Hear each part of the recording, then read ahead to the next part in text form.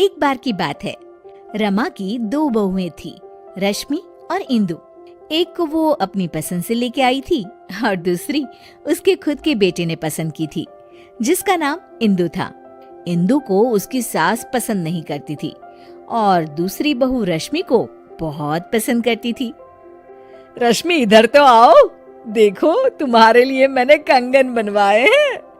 अरे वाह मम्मी जी, दिखाओ। ये देखो, सोने के हैं। ये क्या मम्मी जी, इतने पतले से?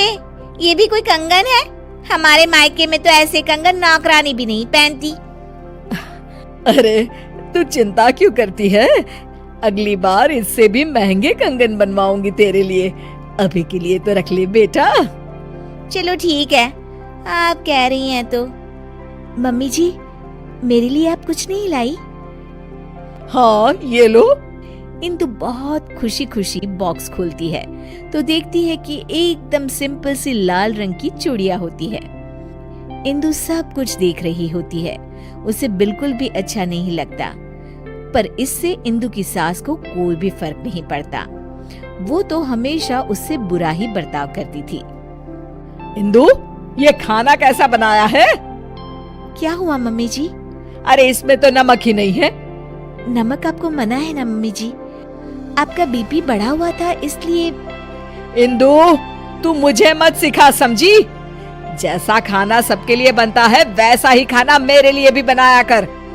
सासू माँ की डांट खाकर इंदु अपने कमरे में आ जाती है और हम देखते हैं कि वो कोई आम लड़की नहीं है, बल्कि उसके पास सुपर पावर है। चुटकी बजाती है और कमरा अपने आप साफ हो जाता है। पर घर के सारे काम वो अपने आप ही करती थी। सफाई करना, कपड़े धोना, खाना बनाना, ये सब उसने बहू बनने के लिए सीख लिया था। इंदु, एक काम तुम ठीक से नहीं करती। अरे मैंने तुमसे कहा था कि पीली साड़ी प्रेस करके रखना और तुमने लाल वाली कर दी। सॉरी मम्मी जी, घर में इतना सारा काम होता है, मुझसे गलती हो गई। कितना काम होता है सब दिखता है मुझे। तो फिर आपको ये क्यों नहीं दिखता कि रश्मि दीदी तो कोई भी काम नहीं करती?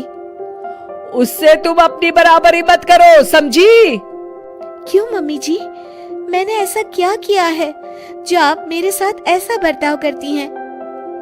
तुम उसकी जगह कभी नहीं ले सकती। उसे मैं पसंद करके लाई थी और तुम। मैं क्या मम्मी जी, रुक क्यों गई? तभी वहाँ रश्मि आ जाती है।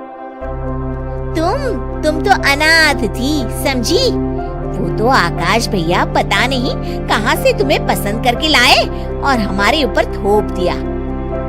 इंदु को ये सब सुनकर बहुत बुरा लगता है और वो अपने कमरे में चली जाती है, फूट फूट कर रोने लगती है। इतने में अचानक उसकी माँ की रूह उसके सामने आ जाती है। इंदु, उठो बेटा। माँ, ये लोग मुझे बहुत बुरा भला कहते हैं। कोई बात नहीं बेटा, तुम आकाश से बहुत प्यार करती हो, इसीलिए तो इंसानों की दुनिया में रह रही हो। मैं तो तुमसे हमेशा से कहती आई हूँ कि चलो यहाँ से अपनी दुनिया में। हाँ माँ, पर अब मुझसे बर्दाश्त नहीं होता। तो चलो मेरे साथ वापस हमारी अपनी दुनिया में इंदु। हाँ माँ, मैं आपके साथ ही जाना चाहती हूँ। तुमने सच में मन बना लिया है ना बेटा? हाँ माँ, मैं आपके साथ ही जाऊंगी। इंदु अपनी माँ के साथ वापस जा ही रही होती है कि तभी उसे कुछ बुरा होने का एहसास होता है। एक मिनट माँ, मुझे लग रहा है कि कुछ बुरा होने वाला है। इंदु भागते भागते बाहर आती है तो देखती है कि सासू माँ सीढ़ियों से उतर रही होती है और उनका पैर फिसलने ही वाला होता है।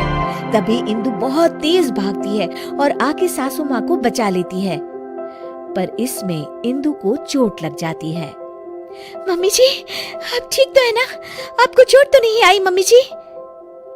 इंदु की ये बात सुनकर सासू माँ को एहसास होता है कि इंदु कितनी अच्छी है और उनका कितना ख्याल रखती है। खुद जख्मी होते हुए भी वो सास की परवाह कर रही है।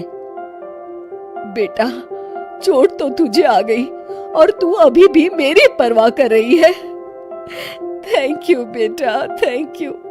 अगर तू न होती तो न जाने क्या होता। नहीं नहीं मम्मी जी, जब तक मैं हूँ आपको कुछ नहीं होगा। मुझे माफ कर देना बहू, मैंने हमेशा तेरे साथ बहुत बुरा बर्ताव किया। अरे नहीं मम्मी जी, प्लीज आप इस तरह माफी मत मांगिए। इंदु, इधर तो आओ बहू। जी मम्मी जी। ये लो तुम्हारे लिए। ये क्या है मम्मी जी? इंदु बॉक्स खोलती है तो उसमें सोने के कंगन होते हैं। मेरी फेवरेट बहू के लिए एक तोहफा। इंदु खुश हो जाती है और अपनी सास के गले लग जाती है। Thank you mummy ji.